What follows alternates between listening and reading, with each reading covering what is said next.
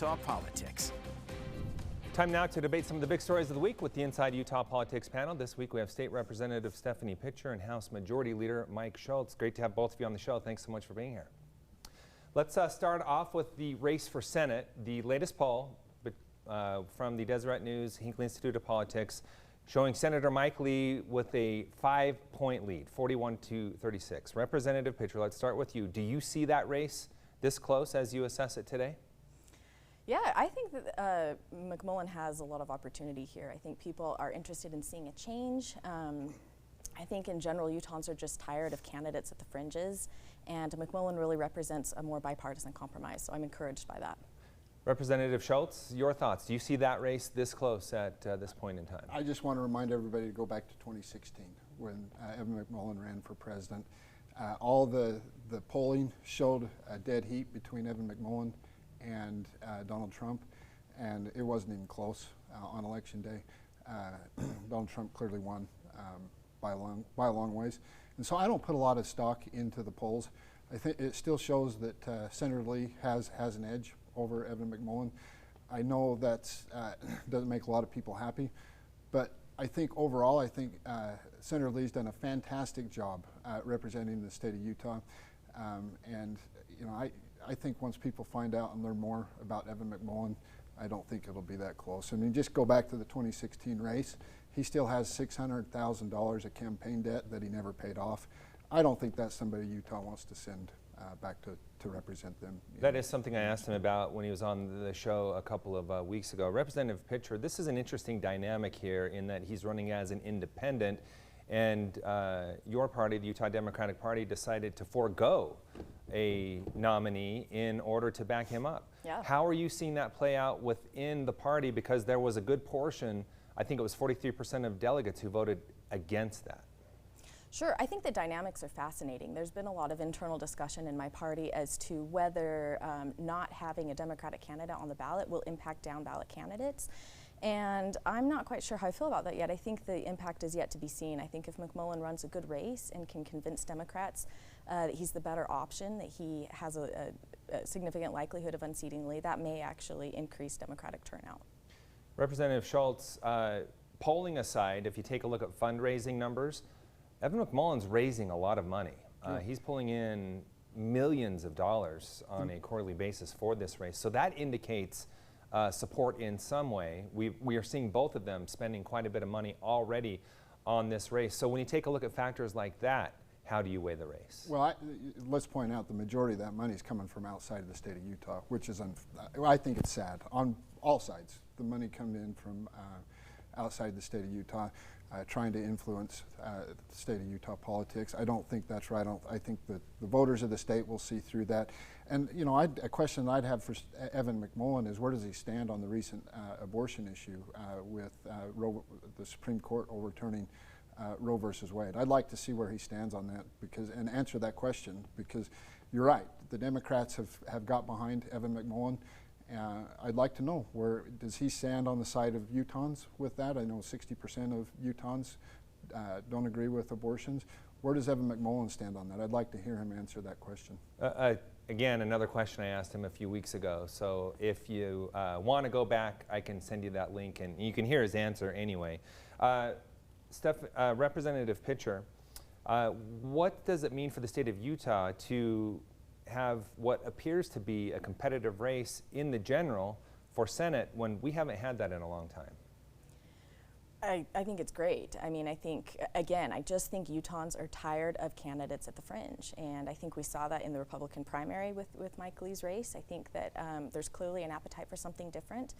And I think McMullen will bring a lot of energy to the race and hopefully increase voter turnout overall. So I'm really excited to see what that looks like.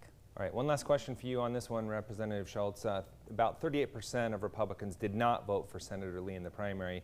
Do you believe he will win them over by the time November comes around? Oh, I think he'll win over the majority of them. I'm sure there's a few that he won't, but I think I think once people weigh the two options and realize what's at stake for Utah and our country in sending someone like Evan McMullin back, I think they'll come around to Senator Lee. I think he's done a fantastic job. I really do. All right, let's move on to inflation and the economy. Really interested in what you're hearing from your constituents on this, because on a national level, we're seeing consumer confidence is falling.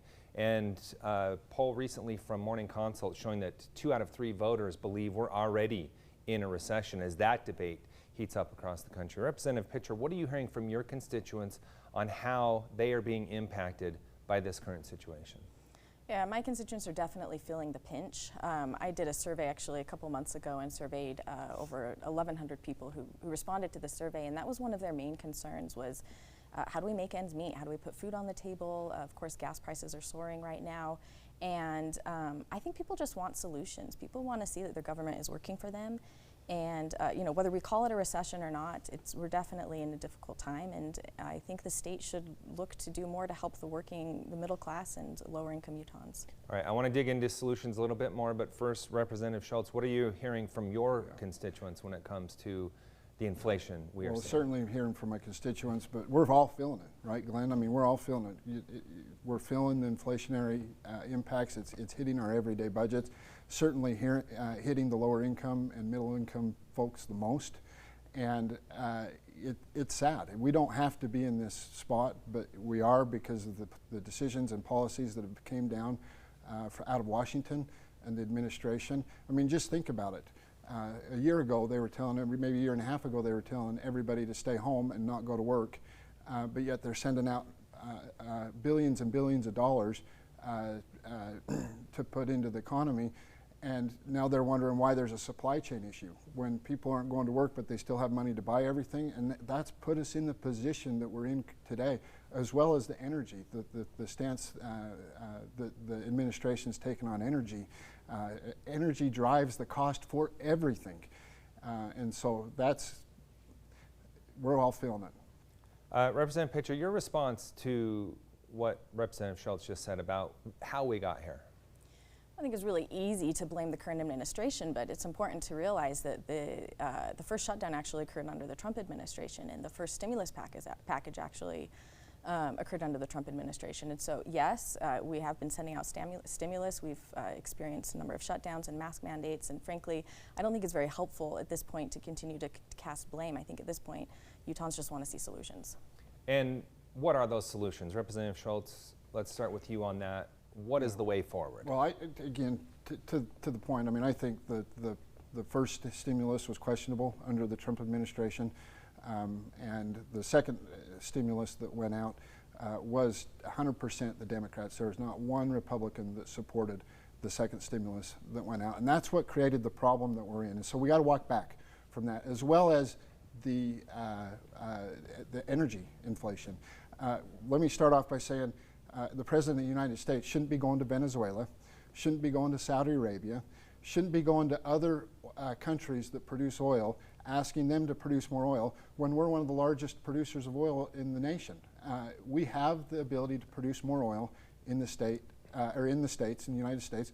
He should be going to Texas, Colorado, Virginia, Pennsylvania, the states that produce the oil. That's where he should be going, asking those states to come up and produce more. And what can we do to help you produce more oil? Rather than go, like Saudi Arabia and Venezuela, these aren't our friends. We shouldn't be reliant on other countries when we have the ability to do it and produce it more at home. Representative Pitcher, your thoughts on solutions. How do we move forward out of this? Well, I think in response to that, what I'd like to see the President and the administration do more of is focus on clean energy sources and really moving us away from a system that's just not working for us. We have a global climate crisis, and I think it's time to think more innovatively about how do we solve that instead of continuing to do things as we've always done them. But I think locally there's a lot that we can do. I think we did good work in passing the earned income tax credit last session. I would have liked to see the legislature focus on and pass an elimination of the food tax. I think we can do more to support working families. Affordable child care is a big issue for many working families. I think we could be looking for more innovative solutions on that front. I just think there's a lot that we can do locally, and I think we need to prioritize that during this time of potential recession. Representative Schultz, those that were behind the food tax, eliminating it, promised to bring it back. How do you see that playing out in the upcoming year? Well, I think it's, again, it's something we should be looking at. It's something that we should talk about. We've reduced taxes the last 3 years in a row, and I think that we should look at even reducing them larger this year. I know it's something that we're talking about as a leadership team between the House and the Senate, as well as with our caucus, something that we're strongly considering.